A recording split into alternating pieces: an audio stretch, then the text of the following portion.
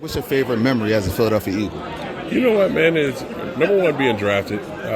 Two was my very first playoff win, making it to the Super Bowl, obviously. And at the end of it, man, just having my number retired. You know, how many people can say their number's been retired by any organization and nobody will ever wear their number again? That's amazing. You know, it says a lot about the things we were able to accomplish here. Only, 5 jerseys, I think, have been retired, or 6. And to have yours a part of that, it's wonderful.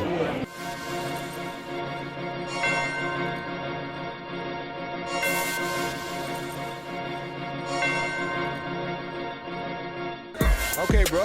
What you want to know? Yeah. I'm blessed, you know what I mean? I thank God every day, you know what I mean, for me being in this position. Great entertainer, great on the mic, and then even a great worker. I tell you, could beat me one-on-one? Mike could do that. All right, I gotta put the shades on to be buck. Growing the game at such a global level. You can't keep up with me and be consistent on a daily basis. Hell yeah, look at him. He act too cool. He act too confident.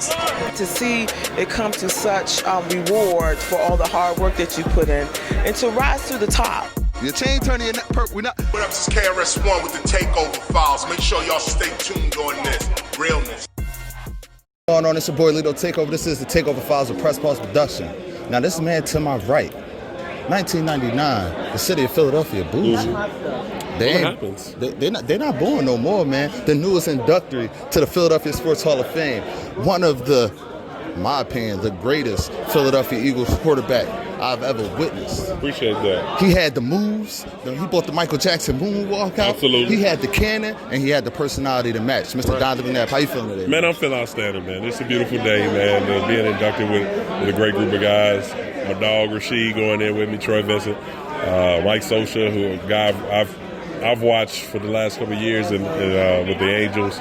And, you know, it's an honor, man. You know, you played 13 years in the NFL, 11 years here, and to continue on and see now being inducted into the Hall of Fame, it says a lot. Yes, sir. It says a lot. How did it feel to have Coach Reed, fly down like he don't have a game this week?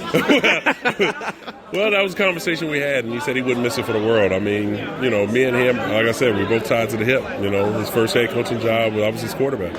And you usually see kind of coach-quarterback combinations. It takes a couple years to get going. You know, we were in the playoffs in the second season. And, you know, things we were able to do here are special. The fans will always remember it, will always remember it. And not only just Andy, I mean, have my offensive line here, my running back here. You know, my family and friends from Chicago came down. So it's an exciting time. Yeah. And the fact that you shouted out all your offensive linemen, you know, running back and your coach through your first intro to your speech was just amazing to me. Real quick, what's your favorite memory as a Philadelphia Eagle? You know what, man? Is number one, being drafted.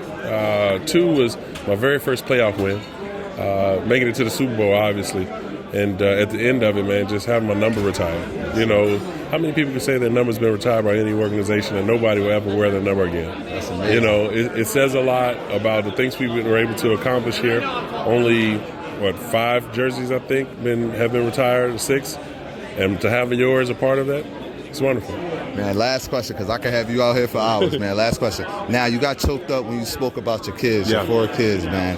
Just tell us how important that is to have a strong foundation at home, especially being an athlete. Well, you know what? Legacy is important because it gives your kids something to strive for, to motivate them, inspire them, to let them know, hey, you know what? Dad's just not a guy that you wake up and see every morning, you know, take you to school, give you a couple words of encouragement every now and then. No, I've lived it.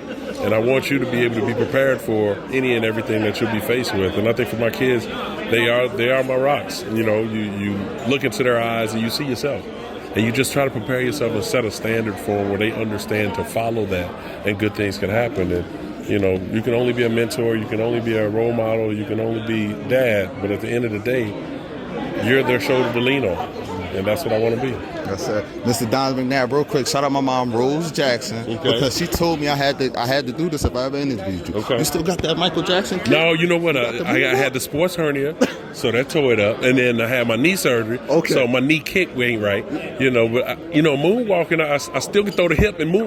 But I almost did it in my leathers now. You about to have me pull a hamstring out here. No, we can't do that, man. This is a great night, man. It's all celebration. That, man. The legend, future NFL Hall of Famer, Philadelphia sports. Yes, sir. Hall of Famer. Yes. The one and only. From Chicago to Syracuse, from Syracuse to Philadelphia. Mr. Donovan Mcnabb. Ace.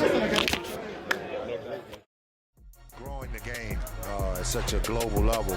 You can't keep up with me and be consistent on a daily basis. Hell yeah, look at him. He act too cool. He act too confident. To see it come to such reward for all the hard work that you put in and to rise to the top. Your chain turning, we're not. What up, this is KRS-One with the Takeover Files. Make sure y'all stay tuned on this. Realness.